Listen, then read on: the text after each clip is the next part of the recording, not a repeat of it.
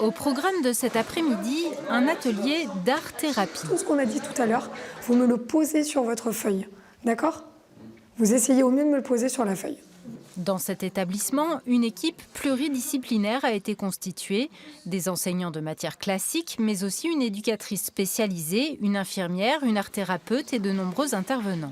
Je ne leur apprends pas à dessiner ni à peindre, je leur apprends simplement à essayer d'utiliser leur corps, leurs mains, les crayons, les pinceaux, pour poser une émotion. C'est se libérer, voilà, c'est poser des valises sur une feuille. Ces jeunes ont pour la plupart subi un décrochage scolaire. Certains ont des troubles du comportement ou des difficultés d'apprentissage. Mais après quelques jours ici, ils se sentent plutôt bien. On peut dire tout ce qu'on veut, on nous écoute. On est ouvert, il n'y a pas de critique. C'est dans la suite de l'élève, c'est-à-dire on peut prendre le temps. On est en groupe et on n'est pas beaucoup. On n'est pas vraiment pas beaucoup, donc on se sent plus ensemble en sécurité. Alors que quand on est tout un troupeau, c'est vraiment perturbant. Les activités sont super bien. Du coup, personne ne se moque des autres, tout ça, c'est cool. Voilà. À l'origine de ce projet, une maman dont l'enfant ne rentrait pas dans les cases du système scolaire classique.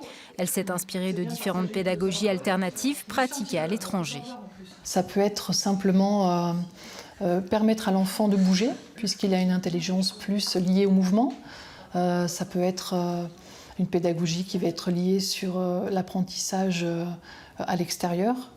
On va faire un mix en fait, de toutes ces pédagogies pour répondre à la singularité de chaque enfant. Les frais d'inscription sont de 450 € par mois, mais ils ne permettent pas encore de payer les intervenants, tous bénévoles.